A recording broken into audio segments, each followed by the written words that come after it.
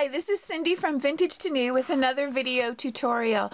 Today we're going to make our little Rumba pants, and to do that you need to refer to the cutting chart and cut your waistband, your first, middle, and bottom ruffle, and your diaper cover front and back, each of them on the fold.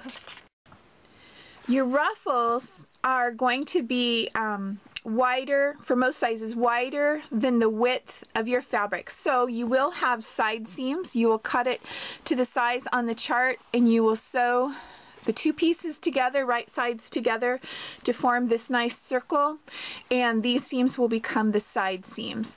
Now your top ruffle gets sewn in under the waistband, so you leave that edge unfinished. But on your other two ruffles, you need to finish the top edge and the bottom edge. On this one, I did a serged rolled hem, and so the size of the ruffle really didn't change very much because I didn't cut any off as I was putting that rolled hem on. But if you were to do the kind of hem where you turn it again and then sew it on the top and the bottom, you're going to need to cut your ruffles a little bit wider. So test on a scrap piece the method that you want to do your finished edges on these ruffles, and then decide how much you have to add to the finished size to get to the right size so that you come out with the finished size at the end. I have a video called a mock rolled hem that you can do on a regular sewing machine that mimics what a serged rolled hem looks like, and for a little diaper cover like this with 3 ruffles, it would take a little while to do the stitching that you would need to do on all of these, but it is possible. So I will put that link in my description below, and you can check that out and see if it's something that you would want to use. Okay, you will notice on the pattern pieces that there is a mark. And on this particular one, the first mark is here and the second mark is here. You can use a regular pencil because you're going to be working over these lines if you work with a light mark. Anyway, make a mark where those 2 marks are on both sides. And then use a ruler and connect those marks with a light pencil mark that you can see on your fabric in both places. And you'll do that on the front and the back. And those marks should line up exactly on each piece so that when you put these right sides together and sew, you'll have one continuous line for the top ruffle and the bottom ruffle on your diaper cover. Okay, our next step is we have sewn the side seams together. We placed the right side and back side of our diaper cover together, and we sewed the side seams and finished the edges. If you don't have a serger, go ahead and use a zigzag to finish off that edge. Okay, working with the bottom ruffle first, I ran a gathering stitch about a little over ½ an inch down from the top. And the reason I did it so low is we're going to attach it sewing about 3/8 of an inch from the top down, and then I'm going to pull out this gathering stitch when I have attached it to the diaper cover. The reason is you don't want to have 2 rows of stitching showing on your ruffle. So let me show you what that looks like. I'm going to pin it onto the diaper cover, matching side seam to side seam of the ruffle and the diaper cover, and distribute those ruffles. Okay, as you can see, I have attached it with pins front and back, and now we're going to sew it on. We're going to sew right on that line that we drew, and it would be 3/8 of an inch down from the top here, so that I'm sewing on that line underneath, but it's 3/8 of an inch down from the top. Okay, as I sew along, I'm making sure that I keep my gathers nice and straight this way. And I keep double checking to be sure that I'm sewing right on that line that we marked, and I will do this all the way around. I'll meet you back at the beginning.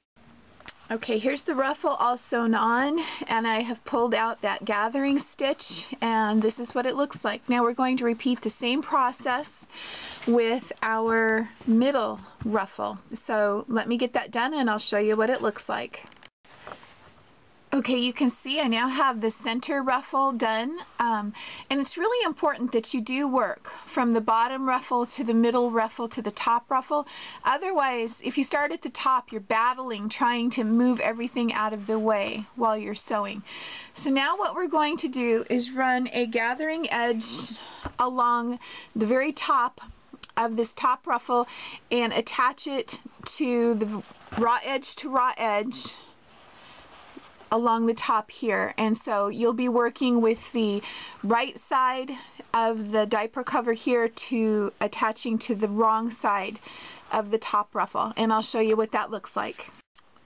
Okay, here's what it looks like with the top ruffle attached. When I did the gathering stitch on this ruffle here, I did it at 1/4 inch. I gathered it 1/4 inch, and then I sewed it on the top of the diaper cover at 1/4 inch, because when we attach our waistband, we're going to use a 3/8 inch seam, so that will cover up all of that. So now we're going to do our waistband. We want our waistband to end up being the exact same size as the top of our diaper cover. So what I'm going to do, I have the width cut of my piece and it's on the fold here, and I'm going to line that fold up exactly with the edge, the folded edge of the diaper cover here, and I'm going to come over here and I'm going to mark about a 3/8 inch seam right there. Then you're going to cut, and you can use a ruler if you want to, but cut your waistband on the mark that you made. Then you're going to turn it right sides together. So my waistband, when I sew this back seam, is going to be the exact same size as the top of my diaper cover. But the tricky part to this waistband, it seems complicated, but it's actually very easy, is we're going to sew our 3/8 of an inch seam, but we're going to sew a 1/2 inch here at the top. Then we're going to skip a whole inch. You can mark that with a ruler.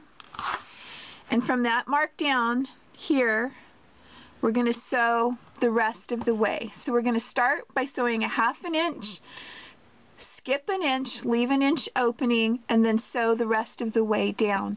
And I'll show you what that looks like. Okay, I did the sewing just like we talked about. I sewed a 1/2 inch here and I back stitched at both beginning and the end. Then I started here and sewed back stitching at both places. Now we're going to turn this so that it goes wrong sides together all the way around. And what you end up with is a waistband that has a 1/2 inch seam sewn here at the bottom, and then you have an opening here where we're going to insert our elastic, and then on this side you have a nice finished seam. Okay, so when we attach this to the top of our skirt, the side that has the finished seam with no hole in it becomes our right side. So we're going to put the right side to the right side of the skirt, which means the side with the hole will be facing up. I'll show you what that means. Okay, starting at the center back of the diaper cover, I pinned the waistband with the open end in the center back. I pinned it all the way around the top of the diaper cover, and now I'm going to sew my 3/8 inch seam all the way around. Let me show you what that looks like. Okay, here it is with the waistband sewn on, and I sewed it and then I trimmed this edge and finished it so you could zigzag it or serge it. Here's the back here with that opening for our casing. But before we do our casing, I want to take this seam, seam that we sewed the waistband on with, press it up, and we're going to sew a very small, like 1/8 of an inch seam right around the top up here before we put the elastic in. I'll show you what that looks like. Okay, our next step is we're going to sew the crotch closed. So I'm going to turn it so that the right sides are together and sew across that seam. And then I'll either zigzag it or use my serger. Our next step is we're going to use purchased bias tape to go around the legs of the diaper cover to form a casing for our elastic. The first thing we're going to do is fold back about 1/2 inch of our bias tape at the very beginning to give us a folded edge, and I'm working right at the crotch, and then I'm going to sew it along the right sides together right along that first fold. Let me show you what that looks like. You can see that I have it in my machine now. We're just going to put the raw edge of the bias tape to the raw edge of our leg opening, and we're just going to sew right on that first fold right there, and we're going to just slowly work ourselves around any of the little corners that are on this leg opening. And if you go nice and slow, you shouldn't have any trouble at all. My one tip is if you have a machine that you can set to have your needle stop down, it's helpful because that way you can pull everything around and work it through and not have the sewing machine lose its place as you're working your way around.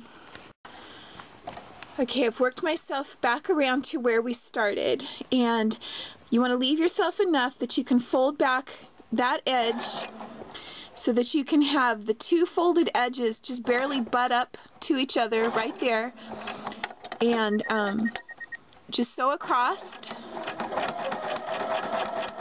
like that.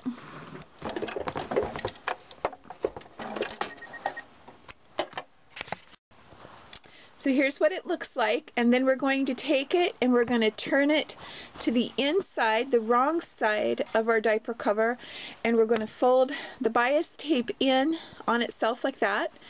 Then we're going to sew right along this outside edge, this other folded edge, as close as we can, all the way around, and I'll show you what that looks like. So here I am sewing right along that outside edge, and just work it a little bit at a time, and see I have a very nice folded edge on the outside edge here. It's nice and flat, and then I just continue sewing right along as close as I can to that fold all the way back to where we started.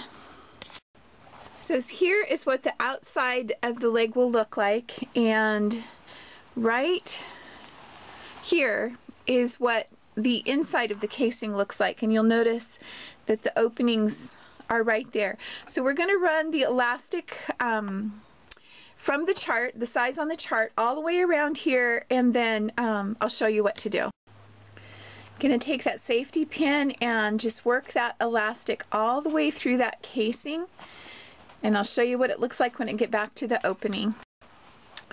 Okay, so here's my safety pin coming out the other side. Sometimes it'll get caught in that fold right there. I didn't get caught this time, but if you take anything like a chopstick or the end of a pair of embroidery scissors or anything and push it down in there and then past where the fold is, and then work your safety pin the rest of the way out, it should come out for you nice and easy. I put my two ends one on top of each other, and I'm going to take it over to my machine, and I'm going to stitch it together, and I'm going to go back and forth across it, I don't know, 3 or 4 times, something like that. Make it nice and secure, and then I'm going to trim it off. Let me get it so you can see.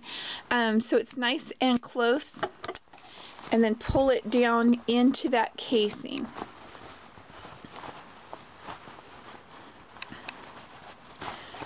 Okay, so it's all down in the casing. Okay, I'm going to take it back over to my machine, and I'm going to zigzag close that opening.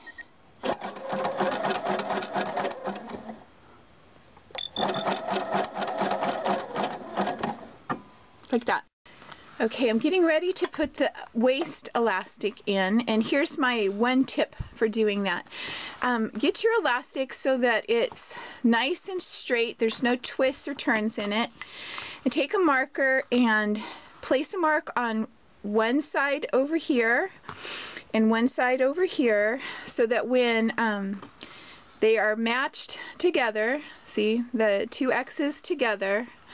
There's no twists or turns in that waist elastic.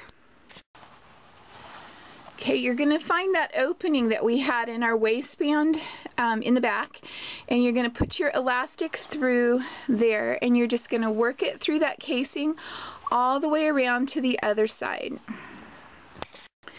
Okay, I've pulled it out the other side, and you can see that that X is right here and the other X is right here, so I'm going to put those two, one on top of the other. On wide elastic, like this 3/4 inch elastic, I like to place them one on top of the other and overlap just a tiny little bit. And now I'm going to take it over and I'm going to sew this back and forth several times. So as you can see, it's sewn together nice and secure, and then you're going to pull it down into this casing, and then you're going to spend a couple minutes getting it nice and neat, making sure there's no bends, or you definitely don't want any twists in your elastic all the way around the waistband, and I'll show you what it looks like at the end. So I have it done, and just go around it like this, stretching and pulling and getting the ruffles, the gathers evenly distributed. Then find the center back. Okay, you see you have that little bit of a hole still there. Go ahead and make a little bow out of some satin ribbon. Take the ends and just use a lighter to quickly just right over the edges, and it will melt the edges and it keeps it from fraying. And we're going to take this little bow, and when we sew that opening closed in the back, we're just going to put that little bow right over the top of it. When you do handmade clothing, you don't have a tag that helps you identify the back really quick. So this way, a little girl or a mom in a hurry can find the front and back real quick. So here you see the detail of that little bow. And here is your little finished Rumba pants. I hope you enjoyed this tutorial, and until next time, this is Cindy from Vintage to New.